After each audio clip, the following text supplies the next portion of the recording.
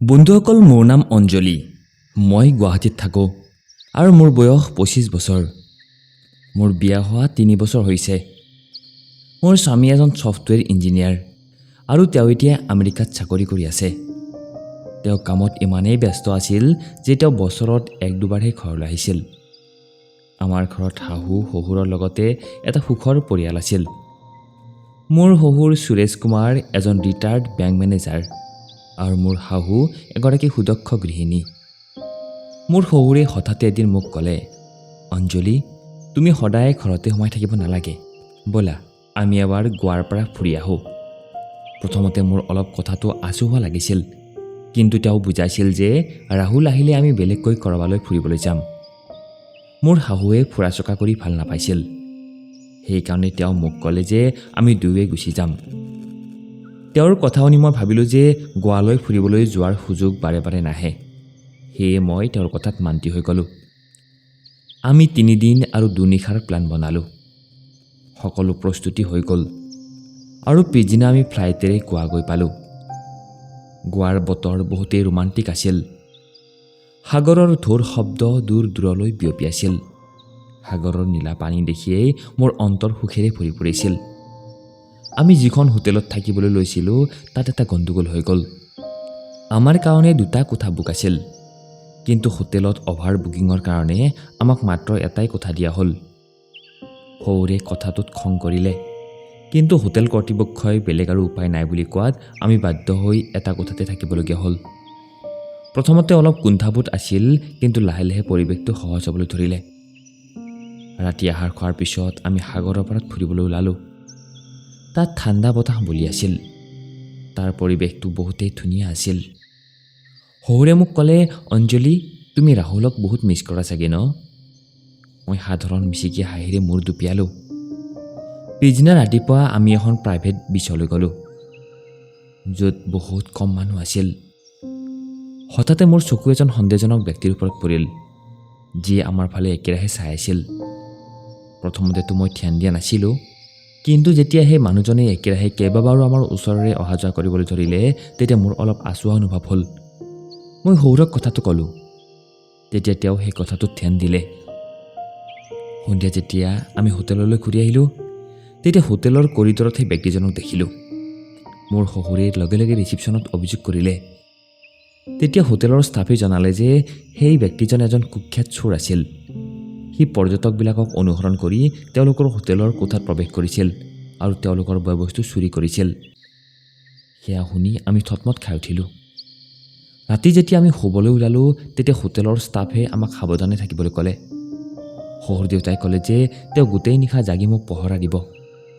মই মানা কৰিলোঁ, কিন্তু তেওঁ ধেমেলীয়া সুৰত ক'লে যে মই মোৰ ল'ৰাক কি মুখ দেখুৱাম যদি তোমাৰ কিবা হৈ যায়।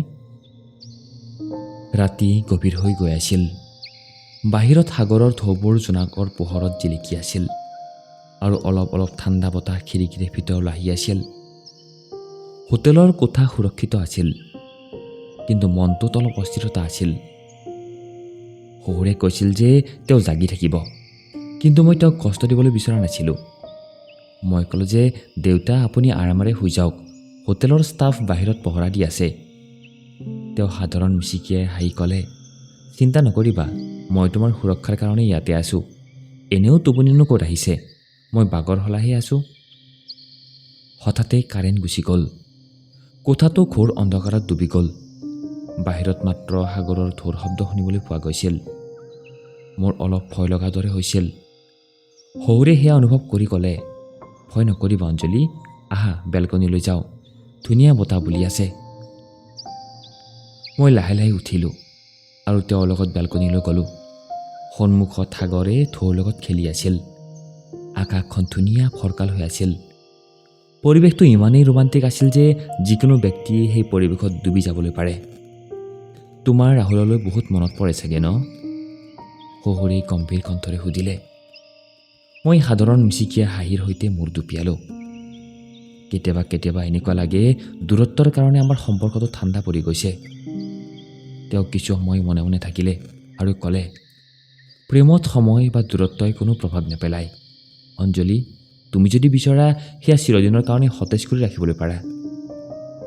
তেওঁৰ কথাই মোৰ অন্তৰ চুই গ'ল। মই অনুভৱ কৰিলোঁ যে তেওঁ মোৰ নিশংকতাক বুজিবলৈ পাৰিছে, মোৰ ভাৱনাক অনুভৱ কৰিবলৈ পাৰিছে। তেওঁৰ চকুত এক গভীৰতা আছিল। হঠাতে বতাহ জোৰেৰে বলিবলৈ ধৰিলে। মোৰ চুলিখিনি উৰি আহি মোৰ গালত পৰিল। তেওঁ হাতেৰে মোৰ মুখৰ পৰা চুলিখিনি আঁতৰাই মোৰ কাণৰ কাষত লগাই দিলে। তেওঁৰ আঙুলিৰ সাধাৰণ স্পৰ্শই মোৰ গাৰ-নোম শিয়ৰি তুলিলে। মোৰ বুকুখন জোৰেৰে কঁপিবলৈ ধৰিলে। এনেকুৱা কিয় হ'বলৈ ধৰিছে? তুমি বহুত ধুনীয়া অঞ্জলি। তেওঁৰ কথাত এক কোমলতা আছিল। মোৰ বুকুখন জোৰেৰে কঁপিবলৈ ধৰিলে। এনেকুৱা কিয় হ'বলৈ ধৰিছিল? মই নিজকে ৰখাবলৈ চেষ্টা কৰিছিলোঁ, কিন্তু তেওঁৰ গভীৰ চকুত এক অদ্ভুত ধৰণৰ আকৰ্ষণ আছিল। মই মৃদু কণ্ঠস্বৰত ক'লোঁ, দেউতা, আমি শহুৰে মই ক'বলগীয়া কথাখিনি আধাতে ৰখাই ক'লে, মনে মনে থাকা, একো নক'বা, মাত্ৰ অনুভৱ কৰা।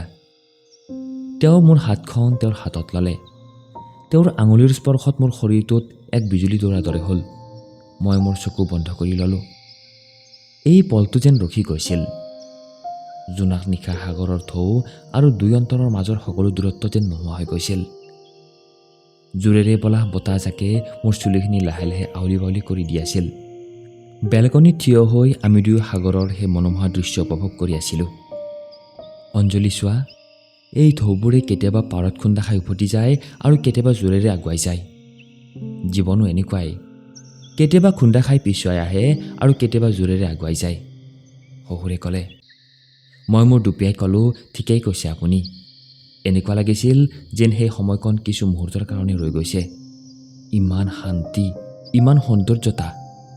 তেওঁ সাধাৰণ মিচিকীয়া হাঁহিৰে ক'লে, সেইকাৰণেতো মই কৈছিলোঁ যে আমি ইয়ালৈ আহিবলৈ লাগে।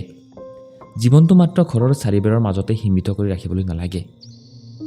আমি দুয়ো বহুত দেৰিলৈকে মনে মনে সাগৰৰ ঢৌবোৰলৈ চাই থাকিলোঁ। তাৰপিছত আমি শোৱাৰ সিদ্ধান্ত ল'লোঁ। কাৰণ পিছদিনা ৰাতিপুৱা আমি গোৱাৰ কেইখনমান প্ৰসিদ্ধ স্থানত দৰ্শন কৰাৰ কথা আছিল। পিছদিনা ৰাতিপুৱা আমি সোনকালে উঠিলোঁ আৰু সকলোতকৈ প্ৰথমেই এলন বীচলৈ যোৱাৰ সিদ্ধান্ত ল'লোঁ। এয়া গোৱাৰ এখন প্ৰসিদ্ধ বীচ, যি পৰিষ্কাৰ বালি আৰু শান্ত পৰিৱেশৰ কাৰণে জনাজাত। হোটেলৰ পৰা ওলাই আমি এখন টেক্সি ল'লোঁ আৰু কিছু দেৰিৰ পিছতে আমি বীচত গৈ উপস্থিত হ'লোঁ। তাৰ দৃশ্য অতি মনোমোহা আছিল। নীলা পানী, সৰু সৰু ঢৌ আৰু দূৰ দূৰলৈ বিয়পি থকা বগা বালি। মই মোৰ চেণ্ডেল খুলিলোঁ আৰু খালী ভৰিৰে বালিৰ ওপৰত খোজ কাঢ়িবলৈ ধৰিলোঁ। এই অনুভৱ বৰ শান্তিপূৰ্ণ আছিল। শহুৰেও লাহে লাহে মোৰ পিছে পিছে গৈ আছিল। ব'লক অলপ ধেমালি কৰোঁ, মই এনেকৈ ক'লোঁ আৰু দৌৰি গৈ পানীলৈ নামি গ'লোঁ। অলপ অলপ পানীৰ ঢৌৱে মোৰ ভৰি চুই আছিল। শহুৰেও নিজৰ পেণ্টটো অলপ ওপৰলৈ উঠাই ল'লে আৰু পানীলৈ নামি আহিলে। আমি কিছু দেৰিলৈকে পানীত খেলিলোঁ আৰু তাৰপিছত আমি তাৰে অলপ কিবা কিবি লোকেল খাদ্য খাবলৈ ধৰিলোঁ। সেয়া বহুত সোৱাদযুক্ত আছিল। শহুৰে ক'লে, এবাৰ ইয়াৰ খানা খোৱাৰ পিছত সেয়া পাহৰা কঠিন। তাৰপিছত আমি ডলফিন চোৱাৰ প্লেনিং বনালোঁ। আমি এখন সৰু নাৱত বহি সাগৰৰ দূৰলৈকে গ'লোঁ, য'ত আমি ডলফিনৰ জুম এটা দেখিবলৈ পালোঁ। ইহঁত পানীত সাঁতুৰি সাঁতুৰি কেতিয়াবা বাহিৰলৈ জঁপিয়াইছিল আৰু আকৌ পানীৰ তললৈ সোমাই গৈছিল। এয়াতো বৰ ধুনীয়া দৃশ্য, মই উৎসাহেৰে শহুৰক ক'লোঁ। শহুৰেও মিচিকিয়াই আছিল। তেওঁক ক'লে যে এয়া সঁচাকৈ এটা অতুলনীয় অনুভৱ। তাৰপিছত আমি পেৰাগ্লাইডিং কৰাৰ ইচ্ছা কৰিলোঁ, কিন্তু উচ্চতা দেখি অলপ ভয় লাগিছিল। তেতিয়া শহুৰে ক'লে যে ভয় কৰাৰ কাৰণ নাই অঞ্জলি, যদি কিবা নতুন কৰাৰ চেষ্টা নকৰা তেনেহ'লে জীৱনৰ সুখৰ পৰা বঞ্চিত হৈ থাকিবা। তেওঁৰ কথাৰ পৰা মই সাহস পালোঁ। তাৰপিছত মই পেৰাগ্লাইডিং কৰিলোঁ। যেতিয়াই মই ওপৰলৈ গ'লোঁ তেতিয়া মোৰ এনেকুৱা লাগিলে যেন মই মুক্ত আকাশত উৰি আছোঁ। তলত সাগৰৰ ঢৌবোৰ সৰু সৰু বাকচৰ দৰে লাগি আছিল। সেয়াই এক ৰোমান্টিক অনুভৱ আছিল। সন্ধিয়া আমি গোৱাৰ লোকেল বজাৰত ফুৰাৰ পৰিকল্পনা কৰিলোঁ। তাত হস্তশিল্পৰ বহুতো সামগ্ৰী, সমুদ্ৰত পোৱা জীৱবিলাকৰ পৰা বনোৱা অলংকাৰ আৰু গোৱাৰ পাৰম্পৰিক ড্ৰেছ বিক্ৰী কৰি আছিল। চাওকচোন, এই খাৰুবিলাক ইমান ধুনীয়া, মই উৎসাহিত হৈ ক'লোঁ। শহুৰে মিচিকিয়াই হাঁহি ক'লে, যদি পচন্দ হৈছে লৈ লোৱা। আমি তাৰ পৰা অলপ উপহাৰো লৈ ল'লোঁ। ৰাহুলৰ কাৰণে এটা ধুনীয়া টি চাৰ্ট আৰু শাহুমাৰ কাৰণে এখন শাৰী। তাৰপিছত আমি গোৱাৰ এখন লোকেল কেফেলৈ গৈ গোৱাৰ জনপ্ৰিয় চি ফুডৰ আনন্দ ল'লোঁ। তাতে এটা লাইভ মিউজিক শ্ব' হৈ আছিল, যাৰ ফলত পৰিৱেশটো আৰু মনোমোহা হৈ পৰিছিল। ৰাতি আমি বিচৰ কাষত এখন টেবুল বুক কৰিলোঁ আৰু তাত ডিনাৰ কৰিলোঁ। চাৰিওফালে মমবাতি জ্বলি আছিল আৰু ফিৰফিৰীয়া সাগৰীয় বতাহ বলি আছিল। আজিৰ দিনটো বহুতেই ভালদৰে পাৰ হ'ল। মই ক'লোঁ, কেতিয়াবা কেতিয়াবা জীৱনত এনেকুৱা মুহূৰ্ত কিছুমান আহিবলৈ লাগে যিয়ে আমাক চিৰদিনৰ এটা স্মৃতিৰ অনুভৱ দিয়ে। শহুৰে উত্তৰ দিলে। আমি বহুত দেৰিলৈকে কথা পাতিলোঁ, জীৱন, পৰিয়াল আৰু ভৱিষ্যতক লৈ। মোৰ এনেকুৱা লাগিলে যেন মই মোৰ পিতৃৰ লগত বহি কথা পাতি আছোঁ। এই সম্পৰ্কটো আৰু বেছি গভীৰ আৰু আত্মীয়তাৰে ভৰি পৰিছিল। পিছদিনা আমি উভতি যাবলগীয়া আছিল।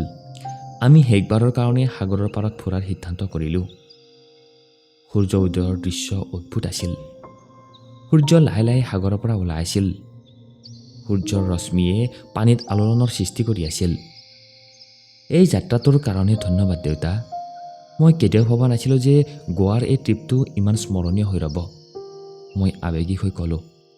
তেওঁ সাধাৰণ মিচিকীয়া হাঁহিৰে ক'লে, ধন্যবাদৰ কোনো প্ৰয়োজন নাই মাজনী। জীৱনত সকলো সম্পৰ্ক সজাই ৰখাটো প্ৰয়োজনীয়। তাৰপিছত আমি হোটেলৰ পৰা চেক আউট কৰালোঁ আৰু ফ্লাইটৰ কাৰণে এয়াৰপৰ্টলৈ বুলি ৰাওনা হ'লোঁ। এই গোৱাৰ যাত্ৰা মাত্ৰ এটা ট্ৰিপ নাছিল, বৰঞ্চ এটা অতুলনীয় অনুভৱ আছিল, যি চিৰদিন আমাৰ অন্তৰত জীয়াই থাকিব। গোৱাৰ স্মৰণীয় যাত্ৰাৰ পিছত মই আৰু শহুৰ দেউতা আকৌ গুৱাহাটীলৈ উভতি আহিলোঁ। যাত্ৰা শেষটো হৈ গৈছিল, কিন্তু তাত অতিবাহিত কৰা সেই সময়খিনি এতিয়া মোৰ অন্তৰত সতেজ হৈ আছিল। ঘৰলৈ উভতি যোৱাৰ পিছতে শাহুমাই আমাক উষ্ম আদৰণি জনালে। তেওঁ মোক দেখি মিচিকীয়া হাঁহি মাৰি সুধিলে, কেনেকুৱা গ'ল গোৱাৰ ট্ৰিপ অঞ্জলি? মই ক'লোঁ, বহুত ভাল লাগিলে মা, গোৱা সঁচাকৈয়ে স্বৰ্গৰ দৰে আছিল। মই একেবাৰে উৎসাহেৰে উত্তৰ দিলোঁ। শহুৰেও মিচিকিয়াই ক'লে, আমাৰ বহুত ভাল লাগিল, মাত্ৰ তোমাৰ অভাৱ অনুভৱ হৈছিল। ঘৰলৈ উভতি অহাৰ পিছতো অন্তৰখন কোনোবা নহয় কোনোবা সেই সাগৰৰ পাৰত লাগি আছিল। কিন্তু এতিয়া আৰু এটা ডাঙৰ সুখ মোৰ সন্মুখলৈ আহিছিল। ৰাহুল আহি আছিল। তেওঁ আমেৰিকাৰ পৰা ফোন কৰি কৈছিল যে তেওঁ 2 দিন পিছতে ভাৰতলৈ আহি আছে। যেতিয়াই ফোনটো বাজিছিল তেতিয়া মই ফূৰ্তিতে নাচি উঠিছিলোঁ। মোবাইলটোত ৰাহুলৰ নামটো জিলিকি আছিল। ৰাহুলে মোক ঘৰলৈ অহাৰ কথা ক'লে। মই ক'লোঁ যে আপোনাৰ বাবে এটা ডাঙৰ ছাৰপ্ৰাইজ ৰাখিছোঁ, সেয়া আপুনি ঘৰলৈ অহাৰ পিছতহে গম পাব। তেওঁ মিচিকীয়া হাঁহিৰে হ'ব বুলি উত্তৰ দিলে আৰু ক'লে, এটা কথা সুধোঁ, তুমি মোক মিছ কৰানে? তেতিয়া মই ক'লোঁ, বহুত বেছি, কিন্তু মোৰ মাতটো কঁপি উঠিছিল।